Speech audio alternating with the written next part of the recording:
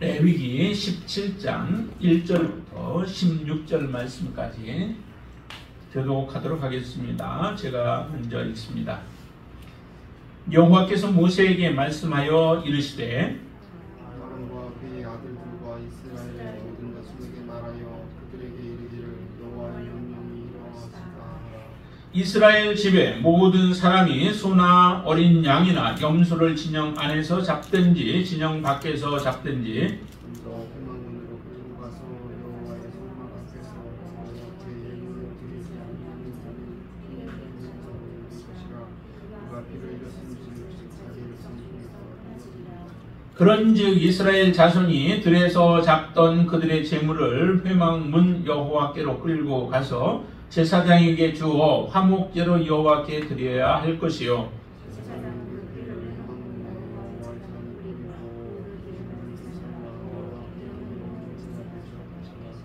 그들은 전에 음란하게 섬기던 순념소에게 다시 제사하지 말 것이니라. 이는 그들이 대대로 지킬 영원한 규례니라.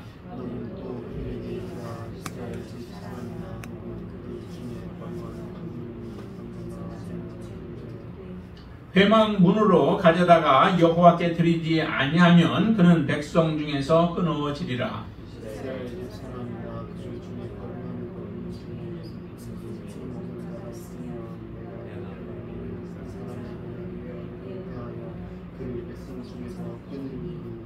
육체의 생명은 피에 있음이라. 내가 이 피를 너희에게 주어 제단에 뿌려 너희의 생명을 위하여 속죄하게 하였나니 생명이 피에 있으므로 피가 죄를 속하느니라. 그러므로 내가 이스라엘 자손에게 말하기를 너희 중에 아무 피를 먹지 말며 너희 중에 거류한 거류이라도 피를 먹지 말라.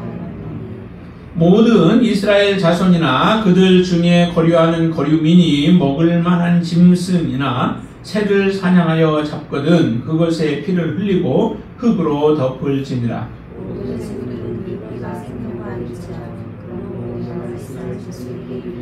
너희는 어떤 육체의 피를 먹지 말라 하였노니 너희 육체의 생명은 그것의 피인지 먹은 자는 끊어지리라.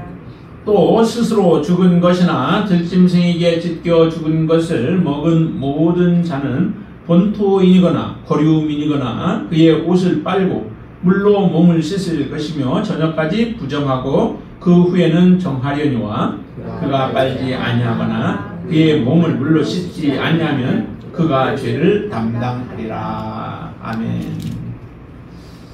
자, 우리가 계속 그 레위기 말씀을 보면서 여러분들이 정말 그 마음에 깊이 새겨둬야 하는 것은 거룩이라고 하는 거예요. 여러분들의 삶이 우리가 예수 그리스도를 믿음으로 말미암아 의롭다함을 받았죠. 그래서 우리는 의로운 자는 사실은 거룩한 자이죠. 하나님이 우리를 거룩하게 하셨고 그 거룩하게 하심은 하나님과의 교제를 위한 것이죠. 하나님을 섬기게 하기 위함이에요. 거룩하지 못한 자가 하나님을 섬길 수 있을까요? 그건 불가능하죠. 거룩하지 못하면 그 사람은 곧 하나님 앞에 죽임을 당할 수밖에 없기 때문에 그렇습니다. 그래서 우리를 거룩하게 하시고 하나님을 섬기게 하신 것이죠. 그래서 혹시라도 우리가 부정케 되어지는 경우가 있을 때에 그 부정함에서 우리를 거룩하게 할 수 있는 방법들을 레위기서를 통하여서 우리에게 제시를 해 주신 것이에요. 그렇기 때문에 레위기는 우리에게 굉장히 중요한 책이죠. 정말 좀 까다롭기도 하고 또 따분하기도 한 그런 것처럼 우리에게 들려지지만은 정말 하나님 앞에 가고 싶어하는 사람, 하나님을 정말 사랑하는 사람, 하나님을 섬기고 싶어하는 그런 열정이 있고 그런 마음이 있는 사람들에게 있어서는 이 레위기라고 하는 것은 굉장히 중요합니다. 왜? 하나님을 섬길 수 있는 그 길들을 우리에게 가르쳐 주시기 때문에 그렇죠. 오늘 그 17장부터 뒤에까지는 사실은 공동체에 대한 강조하고 있는 거예요. 그래서 거룩한 공동체로 하나님 앞에 드려라 라고 하는 것이 17장부터 마지막까지의 그 말씀 안에서 우리는 깊이 보아야 할 부분들이에요. 앞에서 우리가 보았었죠. 정말 하나님을 섬기려면은 거룩한 제사를 드려야 되고, 그리고 거룩한 제사를 드리기 위해서는 바로 제사장이 거룩해야 되죠. 제사장이 거룩해야 되고 제물이 거룩해야 되는데 그것만 가지고 안 된다고 했어요. 우리의 몸이 거룩해야 돼서 그 앞에 부분들에서 우리의 몸이 어떻게 거룩해야 하는가, 거룩하지 못한 자들이 어떻게 거룩함을 입을 수 있는가라고 하는 부분들을 우리에게 말씀해 주셨습니다. 이제 오늘부터는 특별히 이제 공동체에 대한 부분이에요. 우리가 예수 그리스도를 믿으면서 하나님의 자녀라고 하면서 공동체 안에 속하지 아니하고 우리가 따로 떨어져서 홀로 생활한다라고 하는 것은 하나님이 그것을 원치 아니에요. 그래서 교회라고 하는 것을 우리에게 주셨잖아요. 교회를 주신 이유는 교회 안에서 함께 섬기며 거룩한 공동체로 하나님 앞에 드려지는 삶이에요. 나 혼자 떨어져 있으면은 하나님을 온전하게 섬길 수 없습니다. 그래서 우리는 함께 모여, 때로는 함께 아픔과 고통들을 서로 겪어가면서도 그러면서 하나님을 섬기는 것을 공동체 안에서 배워야 되죠. 특별히 우리 믿는 하나님의 자녀들은 더더욱 그렇습니다. 나 한 사람도 중요하지만 나와 다른 사람들과 연관되어지고 연결되어진 관계 속에서 하나님의 말씀을 그대로 실천하고 행하는 것, 이게 곧 하나님의 뜻대로 우리가 살아가는 삶인 것입니다. 혼자 있으면서는 우리는 거룩함을 계속해서 살아갈 수 없다라고 하는 거죠. 자, 그래서 우리에게 이 거룩한 공동체를 하나님 앞에 드려야 되는데, 오늘 본문에 보면은 중요하게 말씀하고 있는 부분들이 많은 사람들이 피에 대해서 이야기한다라고 얘기를 해요. 피에 대한 부분들이 굉장히 많이 나오죠. 오늘 본문에 보면은 여러 가지 피를 어떻게 피를 먹어야 되느냐, 먹지 말아야 되느냐라고 하는 부분 때문에 피에 대한 말씀을 많이 하시지만은, 그러나 정작 이 말씀 안에서 중요한 것이 피가 중요한 것이 아니라는 거죠. 왜 피를 이렇게 먹지 말라라고 말씀하셨고 피를 흘리게 되어지면 하나님께서 그를 백성 가운데서 끊겠다라고 말씀하시는 거예요. 그 피가 중요하지만 그러나 그것이 다가 아닌 거예요. 백성 중에서 끊어지지 아니하는 게 중요한 것이죠.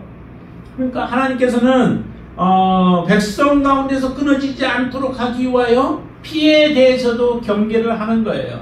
피를 흘릴 때는 어떻게 해야 하는가, 제물을 먹을 때는 어떻게 해야 하는가 등등을 말씀하시는 게 바로 공동체를 거룩하게 유지하기 위하여, 공동체가 거룩한 공동체가 되도록 하기 위하여서 우리에게 이 말씀을 주시는 거예요. 그러니까 피가 많이 나온다고 해서 피를 강조하고 있다, 피에 대해서 말씀하신다라고 하는 게 아니라 그 피를 통하여서 공동체는 어떤 공동체가 되어야 하는가, 우리 공동체는 어떤 공동체가 되어야 할까요? 마찬가지입니다. 거룩한 공동체가 되어야 돼요. 거룩한 공동체가 되기 위해서 필요한 것은 곧 나 한 사람이 그 공동체 안에서 거룩한 한 사람이 되어지는 겁니다. 여러분들 한 사람 한 사람이 거룩이 무너져 버리면 공동체는 결코 거룩해질 수 없어요. 반드시 그 부분에 대해서는 어떻게 해요? 도려내야 되죠. 사람도 몸이 각 지체가 있죠. 우리의 몸에 각 지체가 얼마나 많이 있어요. 여러 지체가 있지만은, 그러나 이런 지체들 가운데서 협력하여서 각각의 자기에게 맡겨진 일들을 잘하면 그 몸은 건강한 몸이 되어지죠. 그런데 신경이 마비되든지 해서 뭐 제대로 해야 할 것을 제대로 하지 못하면은 그 몸은 온전한 몸이 되어질 수 없는 것과 마찬가지입니다. 결국에는 자꾸 한 부분을 통해서 썩어 들어가게 되면 어떻게 해요? 그 부분은 도려내야 하는 거예요. 그래야만 내 몸이 다른 지체들이 건강하게 보존되어질 수 있고 또 건강한 육체를 가질 수 있기 때문에 그렇게 해야 되는 것이죠. 오늘 본문에서도 여러 가지 몇 번을 계속해서 말씀하고 뒤에 부분들에서도 말씀하는 것 중에 하나가 뭐예요? 자, 그 4절 말씀 후반절 한번 보실까요? 4절 말씀 한번 같이 읽습니다. 먼저 회막문으로 끌고 가서 여호와의 성막 앞에서 여호와께 예물로 드리지 아니하는 자는 피 흘린 자로 여길 것이라. 그가 피를 흘렸은즉 어떻게 해요? 자기 백성 중에서 끊어지리라 라고 말씀합니다. 백성 중에서 끊어진다. 더 이상 백성과 함께 교제할 수 없고, 하나님의 은혜는 이스라엘 백성을 통해서 나타나게 되어지죠. 하나님의 거룩한 백성 가운데서 하나님의 은혜가 주어지는데 그 은혜로부터도 끊어지게 되어진다라고 하는 것을 말씀하는 거예요. 이걸 좀 더 지금의 우리가 말한다면은 이 사람은 구원받지 못할 자가 되어지는 거예요. 나는 이스라엘 백성 가운데 있기 때문에 나는 구원받았다라고 이스라엘 백성들은 그렇게 주장하고 싶죠. 예수님 당시에도 그랬잖아요. 예수님을 배척하면서도 자기들은 아브라함의 자손이래요. 아브라함의 자손이면은 아브라함과 같은 믿음을 가져야 되죠. 그런데 이 아브라함과 같은 믿음을 갖지 아니하면서도 또 예수님을 대적하면서도 하는 이야기가 우리는 아브라함의 자손이라는 거예요. 하나님을 사랑한다는 거예요. 그렇지만 예수님은 말씀합니다. 너희들이 정말 아브라함의 자손이면은 아브라함과 같이 행해야 되는데 너희들의 행위를 보면은 꼭 너희들은 마귀의 자식이 행하는 것과 같은 일들을 행한다라고 말씀하시면서 그들을 책망하십니다. 그게 어떻게 마귀의 일을 행하면서 하나님의 자녀라고 우리가 그렇게 말할 수 있겠어요? 네, 말은 그렇게 할 수 있어요. 그러나 결코 하나님의 자녀는 되어질 수 없는 것입니다.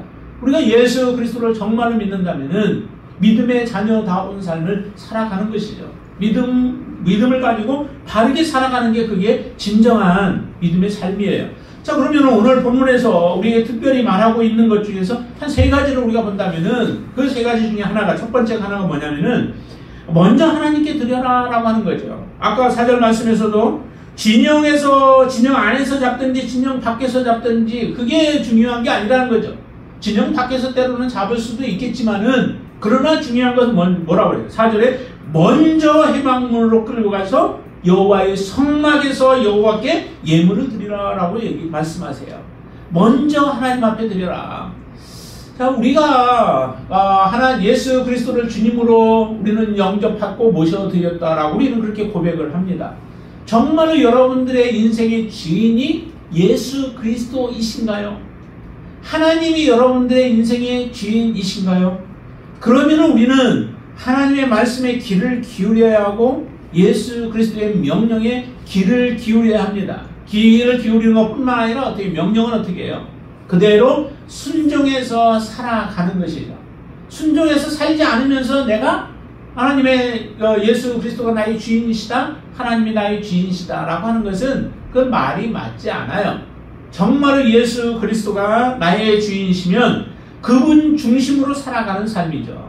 오늘 이 본문도 보면은 이스라엘 백성들이 밖에서 잡아서 짐승을 잡아서 먹는 경우들이 있죠. 그런데 그 잡아먹는 게 중요한 게 그게 주된 게 아니라 잡고 나서 그 잡은 짐승을 제물로 드리는 데에 그들의 마음이 그쪽에 쏠려 있었던 거죠. 그러다 보니까 하나님 앞에 제사를 드리기보다는 자기들의 마음에 끌리는 대로 다른 것을 섬기기 위한 목적으로 밖에서 잡는 경우들이 대부분 그런 경우들이라는 거죠.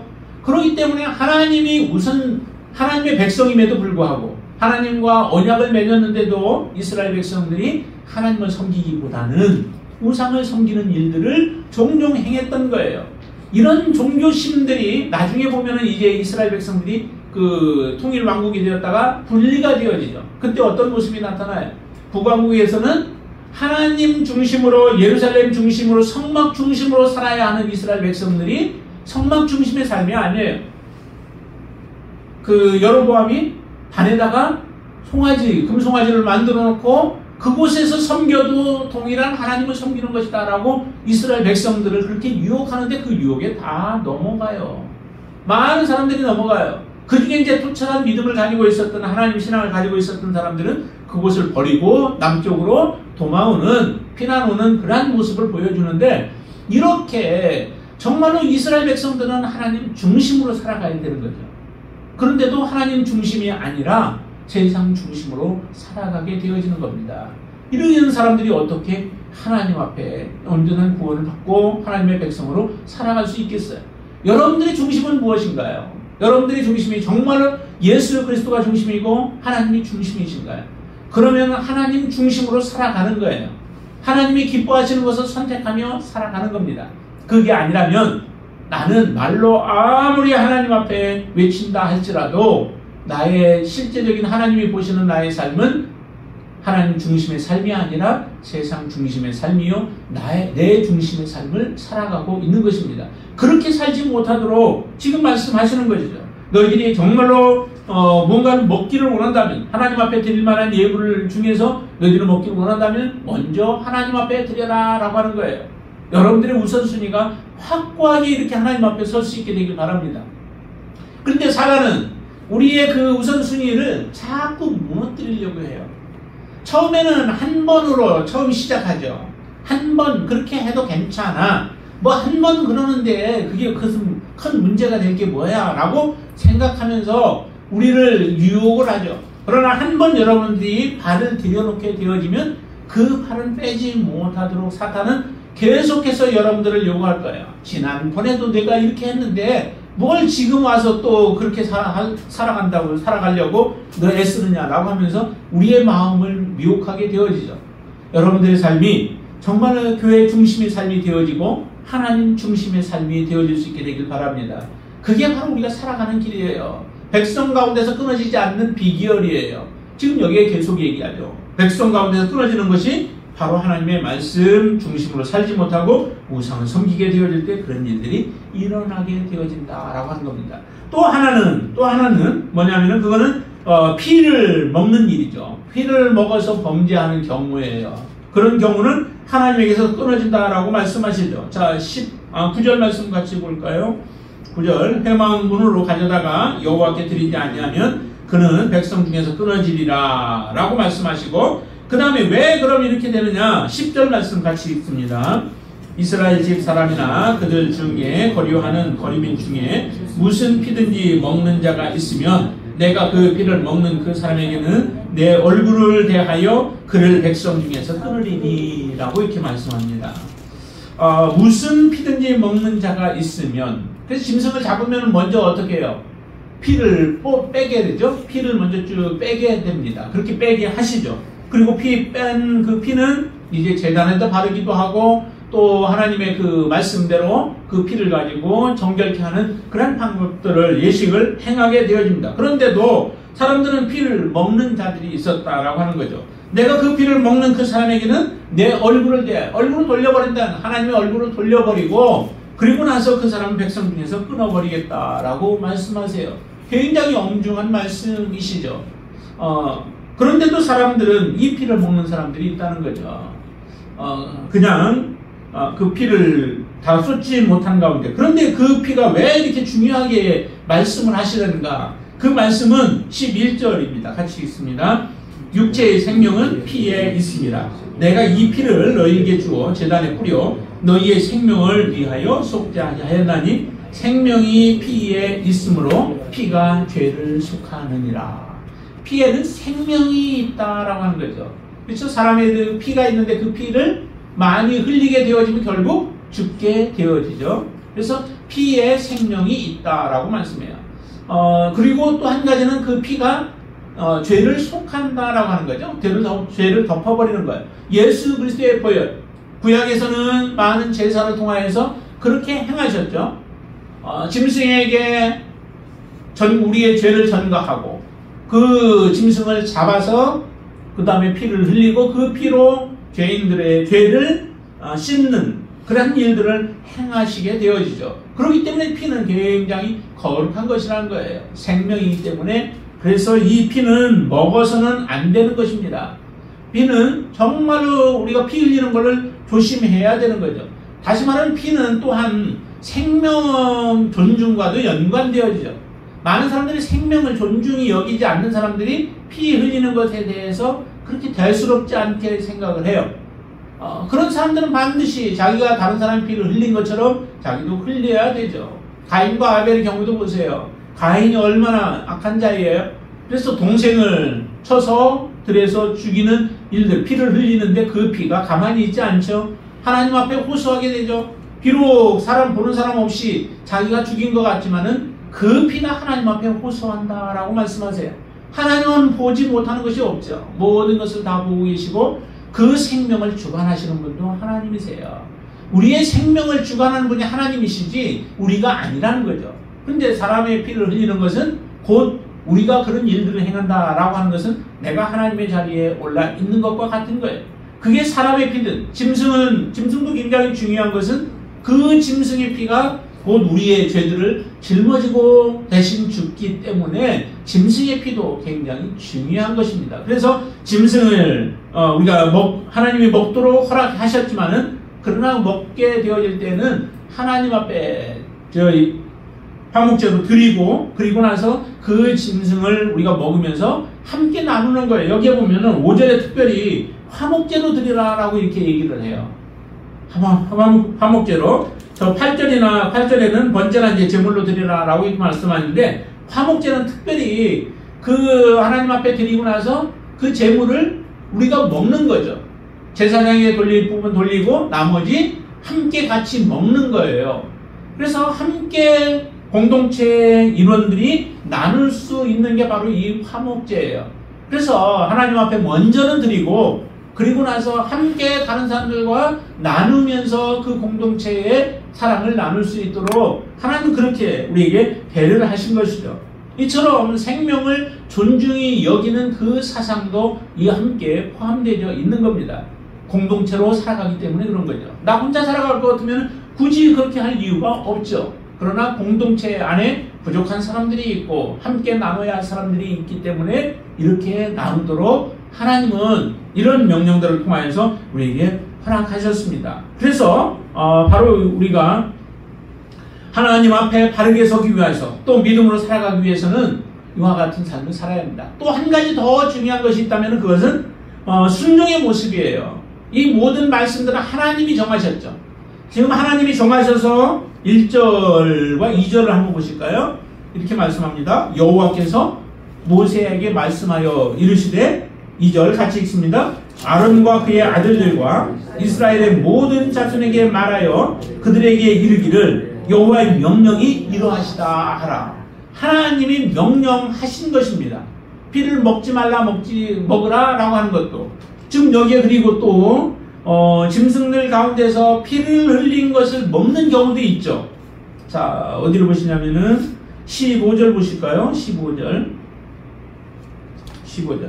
14절에서는 피를 먹는 모든 자는 끊어지리라 이렇게 말씀하셨는데, 15절 또 스스로 죽은 것이나 들짐승에게 찢겨 죽은 것을 먹은 모든 자는 본토인이거나 거류민이거나 그의 옷을 빨고 물로 몸을 씻을 것이며 저녁까지 부정하고 그 후에는 정하려니와 그가 16절 빨지 아니하거나 그의 몸을 물로 씻지 아니하면 그가 죄를 담당하리라 라고 말씀하십니다.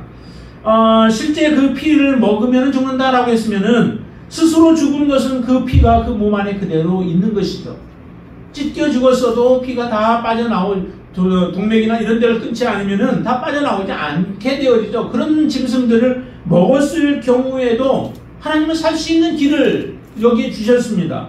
그래서 그런 사람들은 옷을 빨고 물로 몸을 씻으라는 거죠. 이 예식을 반드시 해야 돼요. 그 예식을 행하지 않으면은, 하나님의 명령인데 그 명령대로 하지 않으면 그 다음에 어떻게 돼요? 그가 죄를 담당하여서 죽게 되어지는 거죠. 백성으로부터 끊겨지게 되어지죠. 이와 같이 하나님의 말씀은 우리가 살고 죽는 일과 직접적으로 연관이 되어 있습니다. 내가 그 말씀을 붙들고 그 말씀대로 때로는 귀찮기도 하고 때로는 힘들기도 하고 여러 가지 어려운 부분들이 있죠. 그렇지만은 하나님의 명령은 우리가 반드시 지켜야 할 명령입니다. 그 명령대로 하면 우리가 살고, 그 명령을 무시하면 결국에는 우리는 하나님으로부터 끊겨지게 되어지고 멸망하게 되어지는 일들이 일어나게 되어지죠. 그래서 이 명령대로 우리는 행해야 한다라고 하는 겁니다. 그러면 피는 다 이렇게 중요해서, 근데 그 피의 중요함을 우리에게 다시 한번 알려주는 것이 조금 이 본문과는 다른 부분이지만은 한번 우리에게 말씀해 주십니다. 자, 요한복음 5장을 한번 보실까요? 요한복음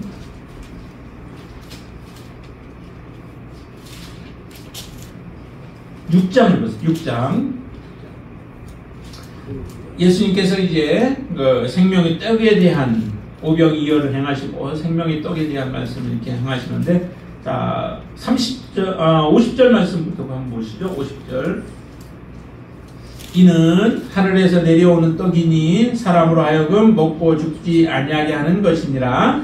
나는 하늘에서 내려온 살아있는 떡이니 사람이 이 떡을 먹으면 영생하리라. 내가 줄 떡은 곧 세상의 생명을 위한 내 살이니라 하시니라 라고 말씀하시고, 그리고 나서 53절 말씀 같이 읽어보죠.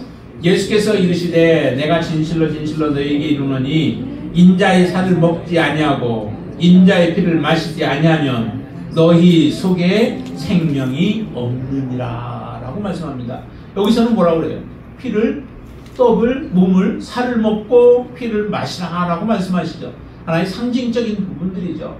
이 피를 먹고 떡을 먹고 피를 마시는 것은 곧 예수 그리스도와 영원합이 되어지는 거죠.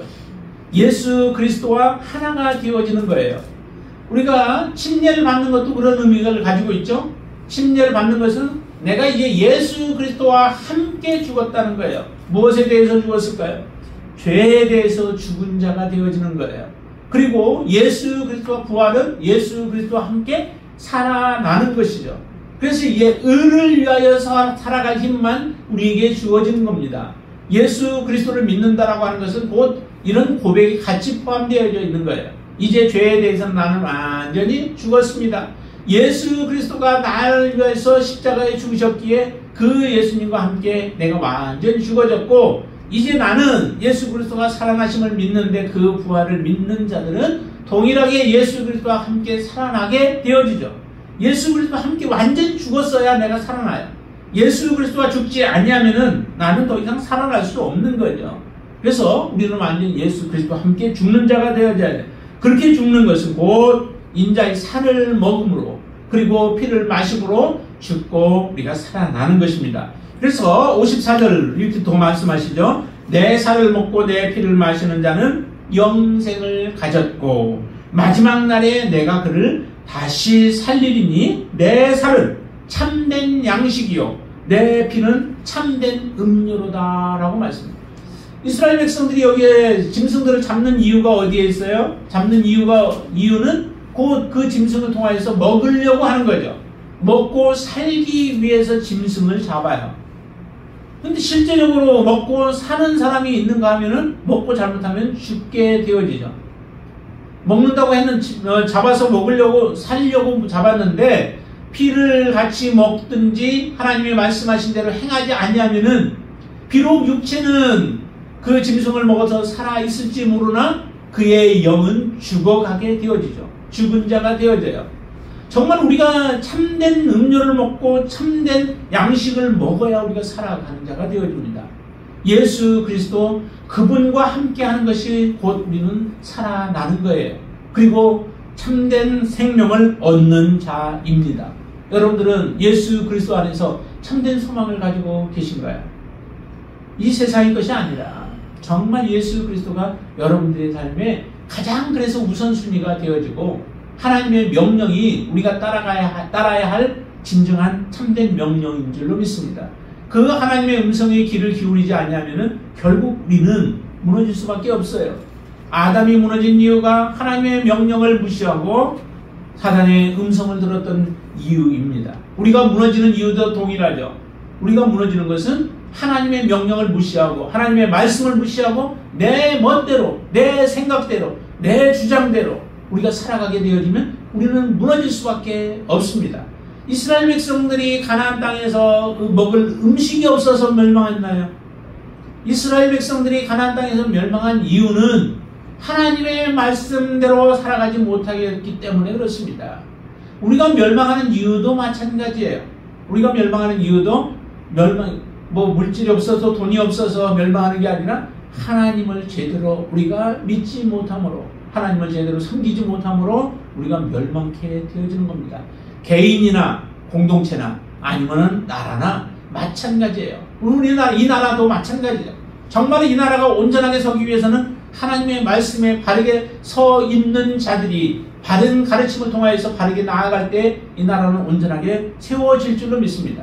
그러나 지금 정말 이 세계에서 여러 가지로 많은 이름들을 우리가 떨치면서 많은 사람들이 이 나라를 바라보고 있잖아요. 그러나 그런다고 해서 이 나라가 살아가는 게 아니라 하나님 앞에 교회가 바르게 서야 되고 위정자들이 바르게 서야 되고 하나님의 뜻대로 우리가 믿음으로 주장하면서 기도하며 살아가는 나라가 되어질 때에 이 나라의 미래가 있는 줄로 믿습니다.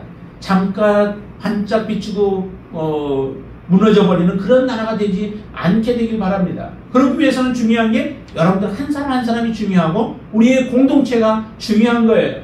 우리의 공동체가 바르게 하나님 앞에 서서 바른 목소리를 우리가 낼 때에 이 나라가 온전케 되어질 줄로 믿습니다. 이스라엘 얼마나 그 영광을 누릴 때는 얼마나 대단했어요. 많은 나라들에서 솔로몬의 왕 때나 다윗 왕과 같은 때 얼마나 다른 나라들 주변에 있는 나라들이 그 나라에 꼼짝 못했잖아요. 그 작은 나라. 그런데도 그 나라를 넘볼 수 없도록 하나님은 하셨습니다. 그런데 무너지는 이유는 점점 하나님을 떠나버리는 거예요. 그들의 중심에 하나님 없이, 하나님의 말씀이 없이 우상들이 차지하고 주변의 나라들의 그 좋은 것처럼 보이는 것들을 쫓아가며 살아감으로 인하여서 결국 이스라엘이 무너지게 되어졌던 거예요. 산산이 흩어지게 되어진 거죠. 그런 교훈들을 통하여서 하나님 앞에 다시 깨닫고 돌아서야 되는데, 우리나라도 정말 이처럼 이전에 하나님 앞에 어려울 때, 고통스러울 때에 정말 매달리고 엎드리고 기도했던 그런 믿음의 선조들이 있어서 지금 우리가 누리고 있는 것이지, 우리가 잘나서 그런 게 아니에요. 항상 우리가 교만하지 말아야 돼요. 하나님 앞에 겸손해야 되고, 우리가 후손들을 위하여서는 더더욱 엎드려야 되고, 우리의 풍요함으로 인하여서 우리의 믿음이 흔들리지 않고 더욱더 정말 처음에 그 마음 심적으로 하나님을 믿을 때에 그 열정을 가졌던 믿음으로 우리가 하나님을 섬기는 자들이 되어야 될 줄로 믿습니다. 그럴 때에 우리의 자손들이 미래가 있고 이 나라의 미래가 있는 줄로 믿습니다. 하나님 앞에 다시 한번 하나님의 말씀으로 충만케 되어져서 정말로 우리가 거룩하고, 여러분들이 한 사람 한 사람이 정말 거룩하게 되길 바랍니다. 그거는 말씀대로 우리가 순종하며 살아가는 것밖에 없어요. 그리고 여러분들이 거룩함으로 우리 공동체 서로서로를 사랑하고 서로서로를 섬기는 가운데서 우리 공동체가 하나님 기뻐하시는 거룩한 공동체로 하나님 앞에 서게 되어지기를 주님의 이름으로 축원을 드립니다. 기도하겠습니다. 할렐루야. 좋으신 아버지 하나님, 감사합니다. 우리가 얼마나 죄에 가까이 다가가고 있고 또 죄를 범하기 쉬운 가운데 있는지 하나님 너무도 잘 아십니다. 거룩했던 롯도 죄악을 바라보면서 그의 심령이 괴로워하고 힘들어했습니다. 소돔과 고모라 성이 죄로 가득했습니다. 그로 인하여서 결국에는 의인들이 없고 멸망받을 수밖에 없었습니다. 이것이 우리에게 큰 교훈으로 다시 다가오게 하여 주시고, 지금 이때에 소돔과 고모라 성과 같은 이 나라 가운데에서도 하나님 거룩한 자들을 하나님이 세워서 하나님 앞에 엎드리게 하시고, 하나님 앞에 품짓게 하시고, 하나님 앞에 간절하게 우리 믿음으로 나아가게 하여 주시어서 이 땅을 살리는 그러한 거룩한 공동체로 교회들을 세워 주시옵소서. 하나님의 정신을 잃어버렸습니다. 그리고 세상과 하나 되어지고 세상과 짝하여지고 거치되고자 합니다. 하나님, 이 모든 죄악으로부터 우리를 정결케 하여 주셔서 예수 그리스도의 보혈로 다시 한번 덮으셔서 우리를 깨끗게 하여 주시고 거룩한 공동체로 하나님을 섬기는 그런 아름다운 공동체로 세워 주시옵소서. 예수님의 이름으로 간절히 기도드리옵나이다. 아멘.